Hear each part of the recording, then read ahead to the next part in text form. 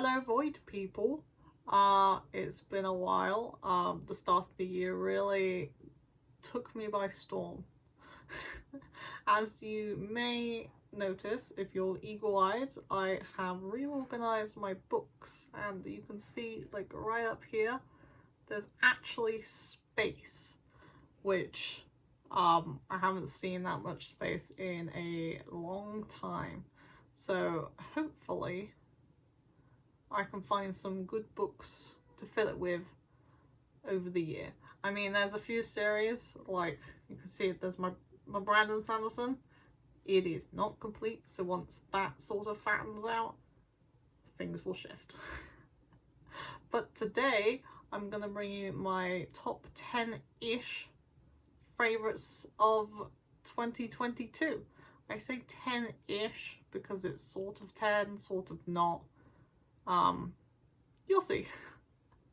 So I'm actually going to do a little side 3, which are my top non-fictions. So the one I don't have is I'm Glad My Mum Died by Jennette McCurdy.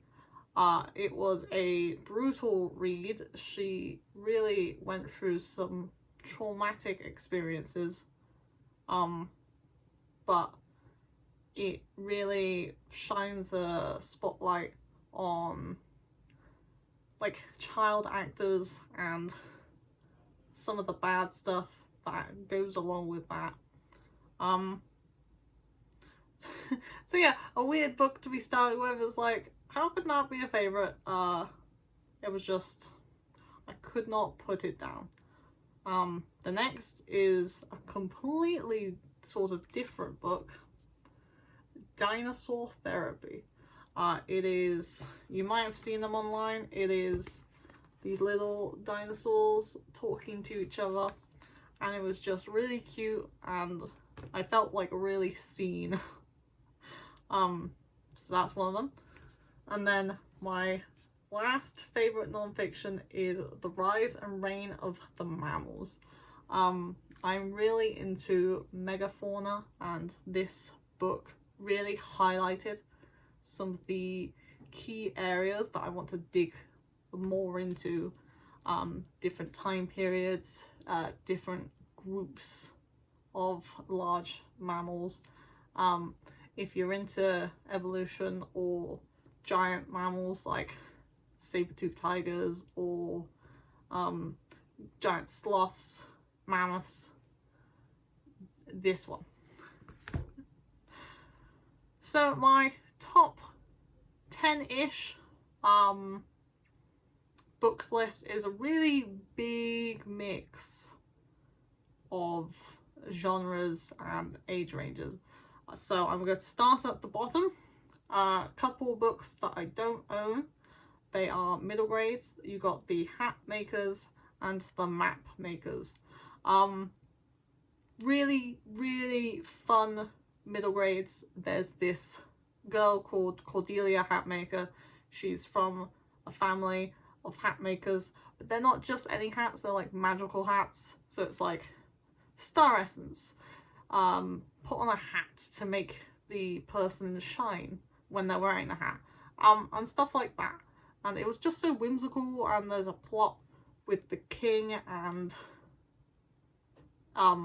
there's rivalries between the different makers, because there's hat makers, but then you got boot makers, and cane makers. So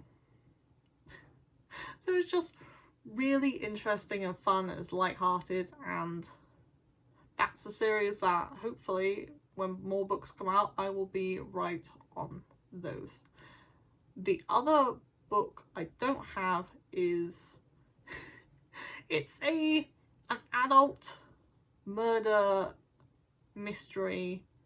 It is The Man Who Died Twice, which is the second book in the Thursday Murder Club. It's a group of retired elderly people, and they don't really know what to do at their time, so on Thursdays they like to meet up and solve murders. But then they get a little bit too involved in murders that are like happening around, and They get up to all kinds of shenanigans and it is hilarious. The characters are just full of personality and you really get to know them, especially in the second book. The second of the trilogy so far is my favourite, and I can't wait for the fourth one to see what kind of shenanigans they are going to get up to next.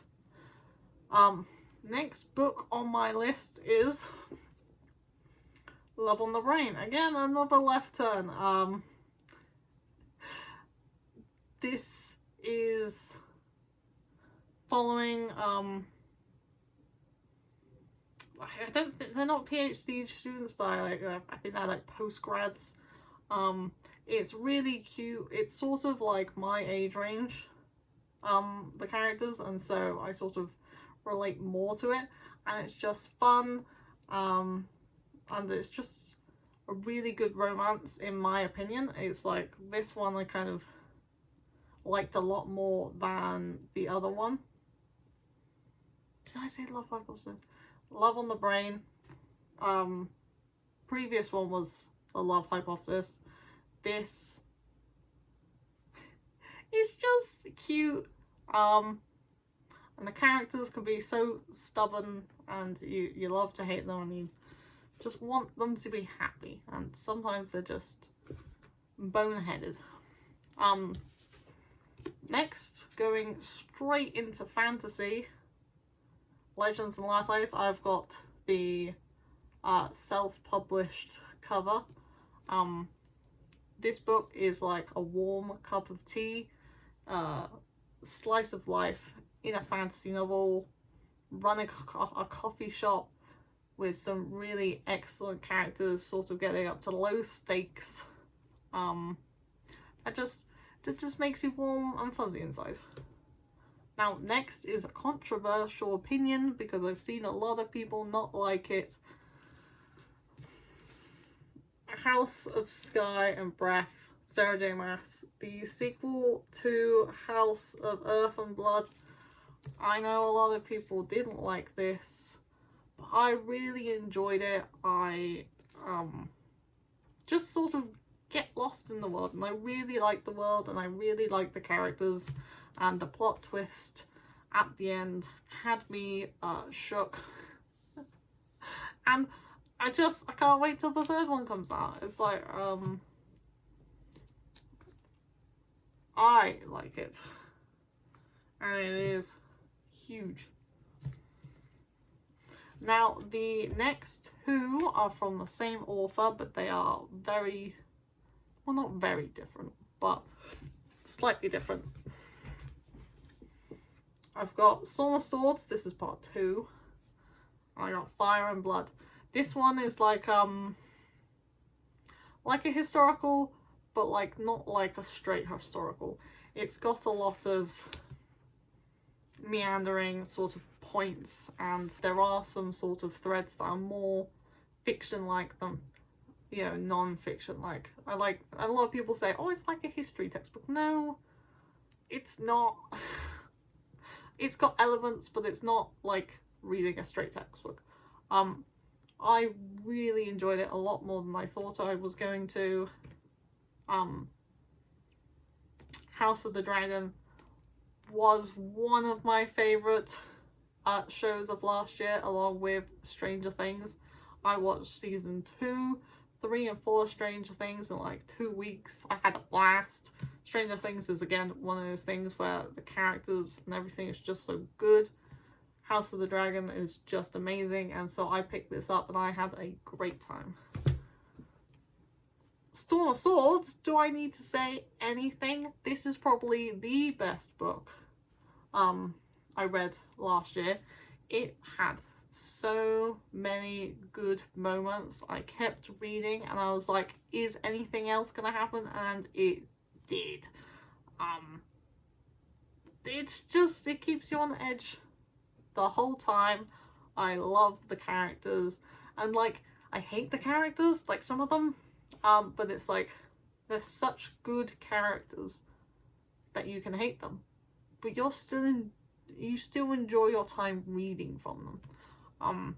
And I love that about the series, and I am continuing to read them, and I will be caught up soon, I hope. Next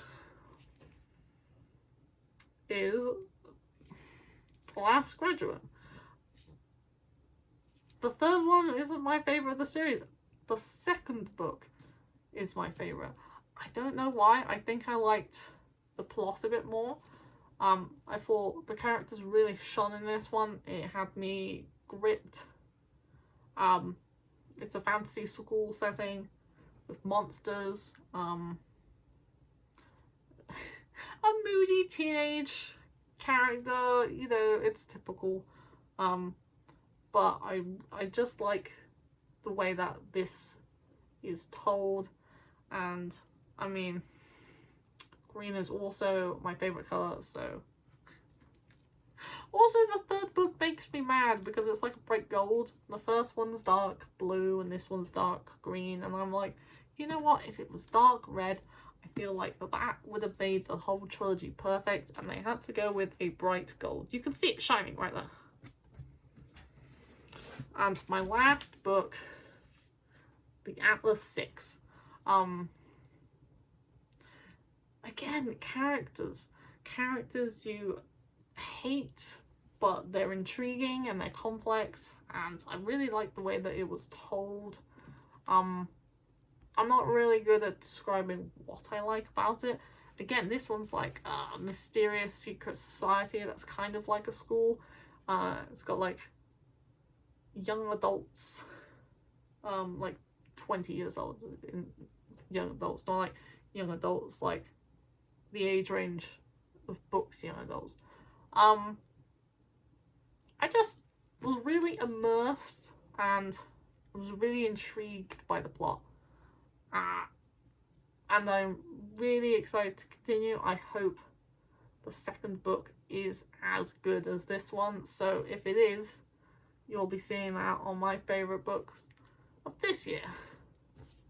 And that is all the books. So you can see why it was a top 10-ish. Because if you count some books, there's some books, more than one book from, you know, one author. There's some non-fiction that you could count or not count. But those are the best ones I read. Tell me what you really liked, because I would love to read some really good books this year. Bye.